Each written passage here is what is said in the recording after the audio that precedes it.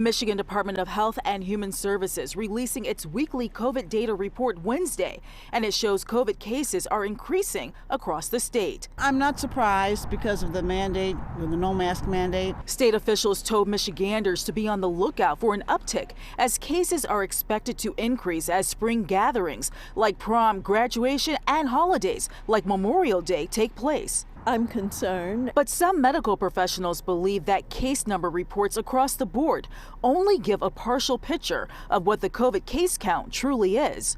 The numbers that we see in that report still probably represent a fraction of what's really out there. And a lot of people are using home testing, and home testing doesn't go into these reports. There's also members of the community who don't realize they are infected. We know Omicron is much milder, so a lot of people don't ever bother to get tested because they either have no symptoms or they have very mild symptoms and they don't even think it could be COVID. Doctors believe the key demographic that really needs the most attention is how many are being hospitalized for COVID. Because that tells you how many people are getting really sick enough from it to come in. Dr. Matthew Sims, who is director of infectious disease research at Beaumont Health, says the number of COVID patients has started to rise. The numbers in the hospital are up a little bit. They're not ridiculously high, but they've certainly gone up from our low. The uptick in COVID cases has been seen across the globe and comes as the drug maker Pfizer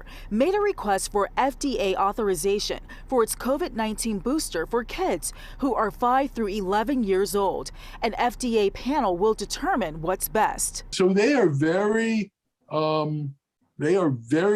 detail-oriented, and they're really looking into this with a cautious eye about boosting kids, using it on younger and younger kids, for good reason. You need to make sure that the benefits outweigh the risks. But for those who are approved to get the COVID vaccine, doctors want to see more people get vaccinated. It's a point these sisters like to debate. I trust the science. You just don't mandate one protocol to treat a disease or an illness. But doctors make this clear. When you look at the overall numbers, the medications work, the vaccines work, they're safe.